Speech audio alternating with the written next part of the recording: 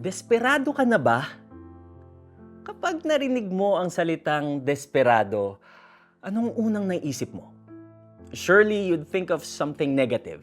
Nakakahiya o kaya naman ay kapit sa patalim. Si being called desperate is something you wouldn't want, diba? Pero alam mo bang being desperate can also lead you to receive a blessing?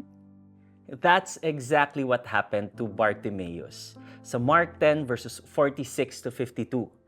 Mababasa natin ang kwento ng bulag at pulubing ito who shouted desperately for Jesus' attention because he wanted to be healed.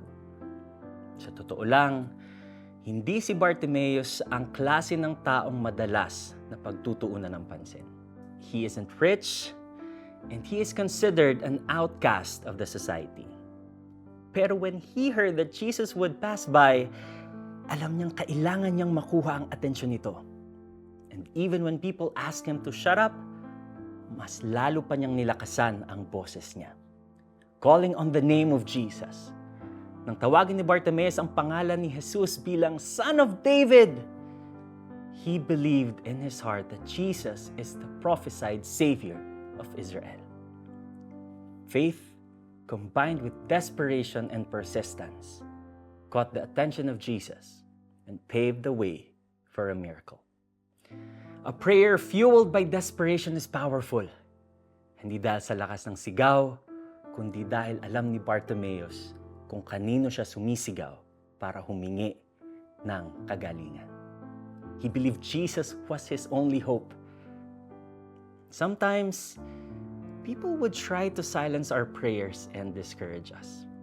Pero tulad ni Bartimaeus, show your desperation and don't stop crying out to Jesus. Jesus sees, He hears, and He stops for those who are desperately seeking Him. Let's pray. Lord Jesus, thank you for seeing me even when others overlook me. I will keep calling out to you even when I feel unheard. Thank you for giving me faith to believe that you will respond in your perfect way and time. Even while waiting, I will put my hope in you. Amen. If you have a great need, express your desperation to God.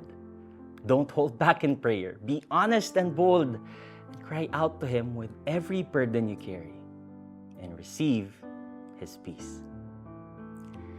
Pinagsabihan siya ng mga taong naroroon upang tumahimik. Ngunit lalo pa siyang nagsisigaw, "Anak ni David, mahabag po kayo sa akin." Mark 10, verse 48. Ako po si Neo Rivera. God bless.